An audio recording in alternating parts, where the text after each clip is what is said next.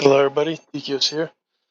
This video I'm going to talk about a little bit about the gear that we were able to save going from Season 1 to Season 2.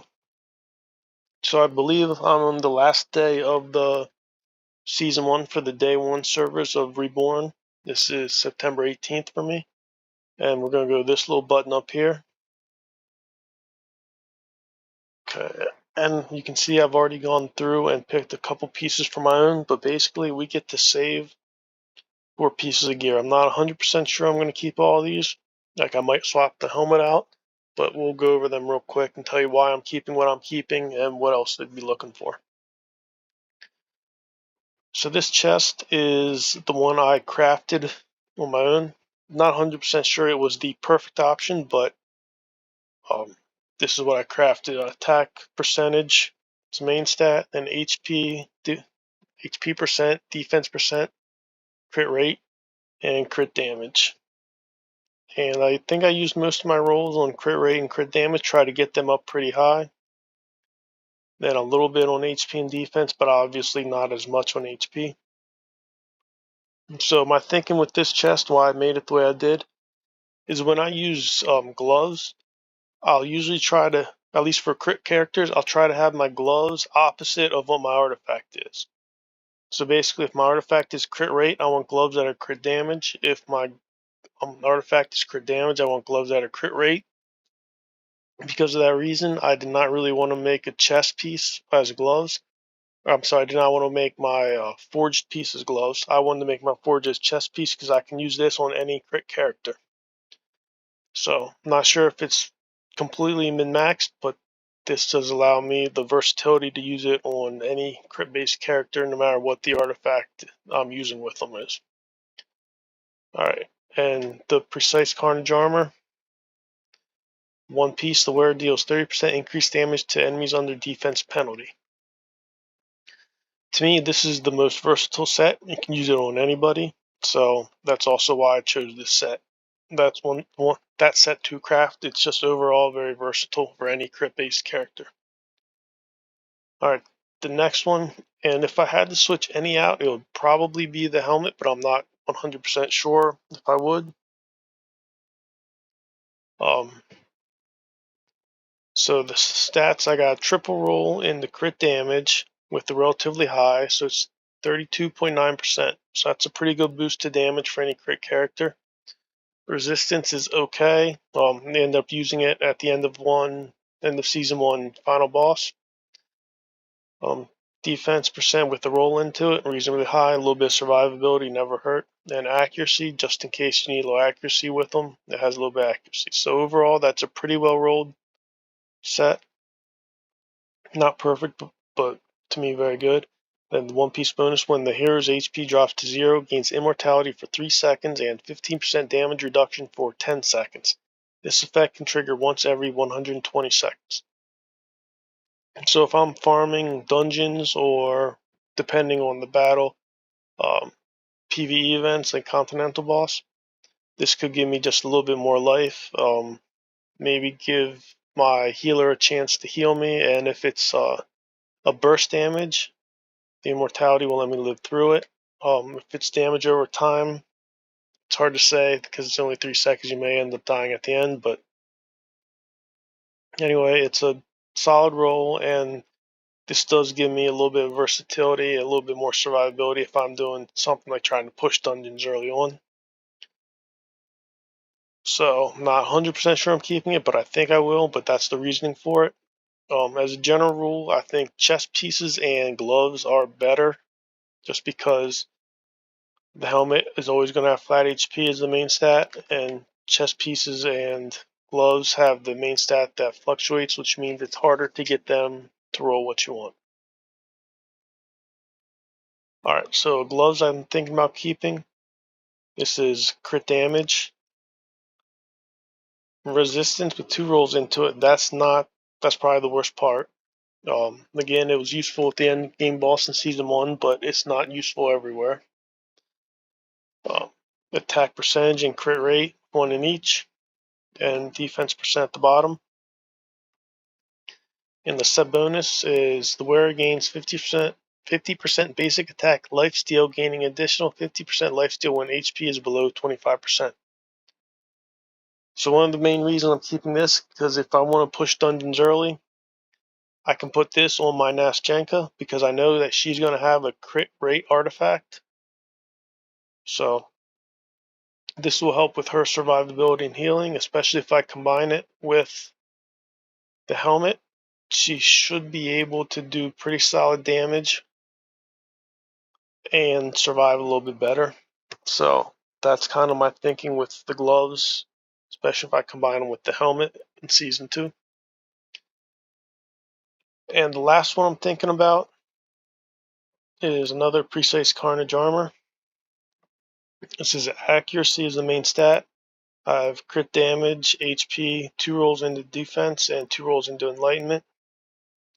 And just real quick again, the bonus, the wearer deals 30% increased damage to enemies under defense penalty. So for my characters that I want to use a defense down artifact, I do have Witch's Remains. This is a chest piece I can put on them. Accuracy to make sure I land the defense down. If it would be somebody like Poison or the Thunderbolt, has a little bit of enlightenment to increase damage, but it also, you do need the accuracy to land the poison or the, I don't know if it's called Thunder, I think it's called Electrocuted to begin with. So that does give me a little bit of versatility also, because I could use it on an enlightenment character, but I don't have to, and anybody that needs to land the debuffs could benefit from this, and of course, a little bit HP and defense, it helps survivability. That's always good to have, especially early on. So those are the 4 I'm looking at right now. The one other set, which I think would be the next best to kind of have that I do not currently have, is Death Record, which I tried to get a good roll. And we'll go to chess piece, just take a look at what I have. So for this, I was looking for either accuracy or enlightenment. Whoops, and now reset the tabs. And just if anybody's wondering, this is the one that when the wearer deals derivative damage, marks the target to increase their derivative damage taken by 20% for 12 seconds. So you can put one of these on any characters and it benefits the whole team. Each character does not need one, so that makes this a pretty strong set. And this will be good for the Flora, for Poison, and I think Thunderbolt's purely derivative damage now, so those 3 are definitely good. I don't know if Burn Mechanic uses it or not, but the reason I was thinking Enlightenment or Accuracy is because Enlightenment, it gives a multiplier to derivative damage, and Accuracy helps characters land the Poison or the Electrocuted debuff. So either one of those as a main stat could work. This one here, 3 rolls into flat HP is not very good, so I wouldn't pick that one. This is one I think I buffed early because it gave a little bit of attack. If that was attack percentage, that would be good, but that's not what we got, so I wouldn't keep that one. Accuracy, 1 defense, 1 HP, 1 into flat attack, 2 into resistance. Not the best roll. If it was 2 into enlightenment, then you could maybe consider it, but it's not what we got. Again, attack, flat attack, defense, crit damage, and accuracy. Not the best. Okay, accuracy, HP, defense, enlightenment, crit damage all into 1. So this one's alright. A little bit of survivability. Crit damage isn't very useful though. Maybe 1 or 2 characters will be able to use it, but not most. So I don't think that would be the best. This is actually one I did consider and I might come back to later. You have enlightenment, so that's going to boost damage. HP for survivability, crit damage, this one's a little bit of a waste, but then 2 rolls into your accuracy and 1 into defense, so it's a little more survivability. And once we get accuracy on negative runes, and having this accuracy will help land poison or the electrocuted. So this is a chess piece I'm considering. I don't know if I completely want it or not, but maybe. This is another one, 3 into flat HP. I think that's the second one. I have 3 in the flat HP. Yeah, 1 in the accuracy. So again, if that was like 3 into accuracy and 1 into attack percentage or something, maybe I'd consider it, but not the way it is. Enlightenment, flat defense, flat HP. 1 into attack percentage is nice, but overall that's not good enough. So accuracy, flat HP, crit damage, resistance, and nothing into enlightenment. That's not going to work. Enlightenment, resistance, HP, accuracy, crit rate. So this one's okay. Not all enlightenment characters are going to benefit from the crit rate. That's why I say this one's okay, when the only one of the chests I really should consider is this guy here. Even though the crit damage is mostly wasted. So that's all we... that's the only one I consider the chest pieces. Now we'll go to gloves. These are going to want as attack percentage. Then secondary, you're either going to want accuracy or resistance. So let's see what we have. We go to death record. Attack percentage, defense. That's flat defense, actually HP. So it's not great with flat defense. Again, just 1 into accuracy. Crit rate's not going to be used a ton. And attack percentage, 2 into accuracy, although that's really low. My chest piece had 2 into accuracy, is 37. That's only 29. So none of those are really great. And then the other way, which some people really liked, is attack percentage with enlightenment. And in my death record, I have nothing like that. So I cannot pick that option. I think that's what some people did with the crafted armor. When they really wanted to maximize floors damage, they went attack percentage primary and then 4 of the substats into enlightenment, which is very good for a derivative damage dealer, but not going to be great for crit damage. But anyway, that's just a quick overview. We can go over some of the other sets. Like I said, Strike the Unprepared is probably what I think is the most versatile.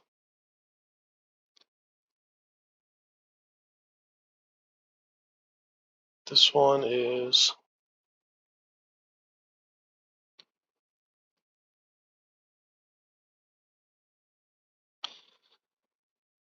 the Magic Crystal Refinement, where it gains additional attack equal to 300% of current accuracy. So this is something I'd like to use on my debuffers and my Witches Remains users, but it kind of has limited uses because some teams are only really going to use it on one character, so it's not as versatile. Mark of Austerity, 1 piece for every 10% current HP the wearer loses. Attack speed increased by 15%. That's only really useful on Dauntless, so it's too limited.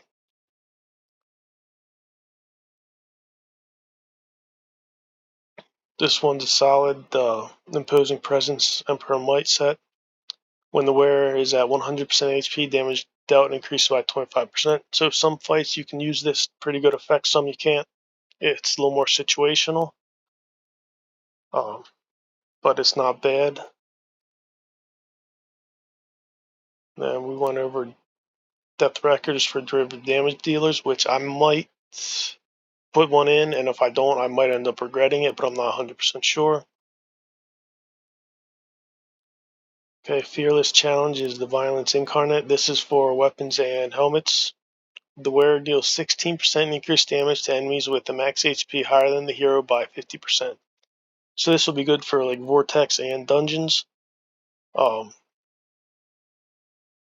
So yeah, this was a pretty good set to use, but the fact that it is only weapons and helmets means that the primary stat is always going to be the same, so it's not as much of a priority to get a good roll for this set. And this is kind of similar with it being weapons and helmets. We'll take a look at what it is.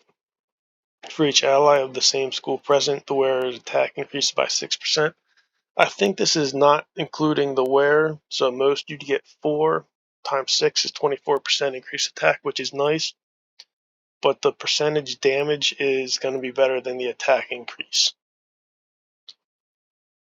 So it's it's a good set to use, but it's not really a high priority. All right, so these are my four. Not sure it's 100% that's what I'm going to keep, but I'm leaning towards. And as I said, I think that Precise Carnage armor, which is Strike the Unprepared, is the most versatile. I think that's the best set right now.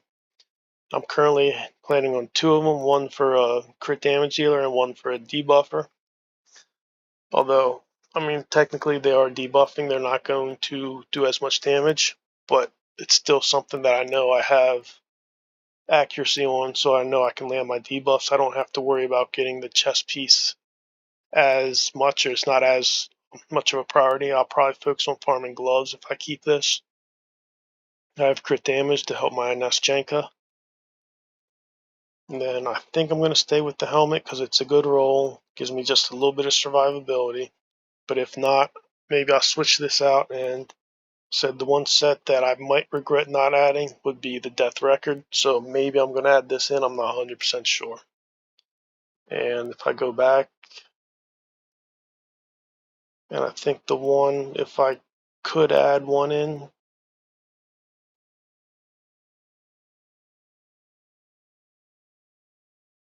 nope, it was an enlightenment, not accuracy. Would be this one, but I'm not 100% sure where I got enlightenment as the main stat, and then accuracy as a substat just to help with poison or thunderbolt. All right, I'm kind of rambling now. So that's a quicker, not really quick, so I rambled, but it was meant to be quick. I've extended longer than I want to. So if this helps you guys, if you like it, you can feel free, if you want to, like and subscribe. I do think I'm very close to being eligible to rejoin the content creator program. I was not able to before because I didn't have enough subscribers. I'm getting close, so anybody else who has not subscribed yet, if you want to, that would help me. But if not, I actually do appreciate you guys just watching anyway. So thanks again, everybody tuned in. I appreciate it, and good luck. And hopefully you can find the sets and the piece of gear a little bit easier than I did. I'm still not certain, but thanks again. Good luck, everybody.